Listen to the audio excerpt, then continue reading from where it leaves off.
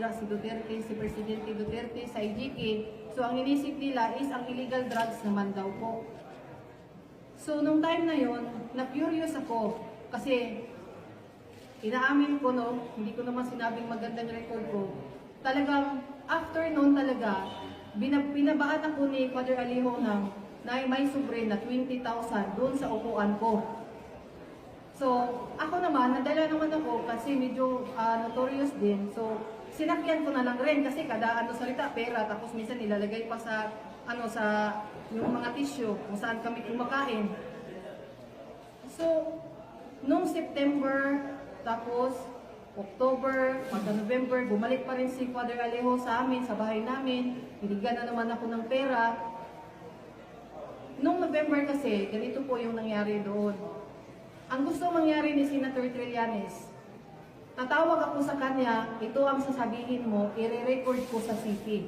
Yun din ang ginagawa niya kay Mutabato at sa kay Trillanes para daw walang ligtas. So every time na ito tatawag ako sa ito ang sasabihin mo, ganito, ganyan, ganyan, tatawag ako ulit. So nire-record nila sa audio kung ano yung pinagsasabi namin. Kaya para matakot kami na bumalik na daw.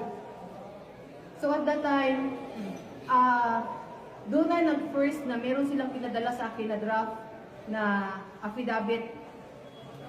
Nung time na yun, na-shock ako sa affidavit kasi una-una, yung may relasyon daw yung yung si City Councilor at saka si PRR Day. And then ang worst is nakita ko na mayroong drugs na ini-involve nila si Presidente Duterte. So nagtanong ako, bakit may drugs? Kasi nga daw, hindi na daw maniniwala ang tao sa IGK.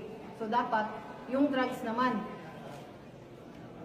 First draft, sabi niya, ito nga, papasok ko sa'yo, mamaya na, ipapa-approve ko muna kay Senator Trillanes at saka kay Senator De Lima.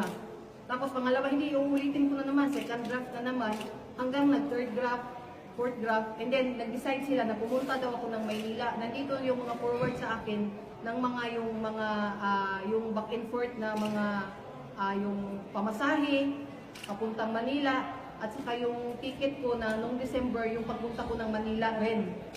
Pagdating doon sa Manila, doon sa may forum, nakita ko si Las Cañas.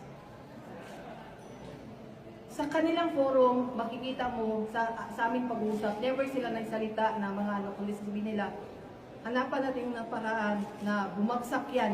Actually, may text pa nga si Atty. Sabio nga, yung mo nga, yung testimonyo, muhagsak mo, Bisaya pa, muhagsak lagi na si Presidente Duterte, anak.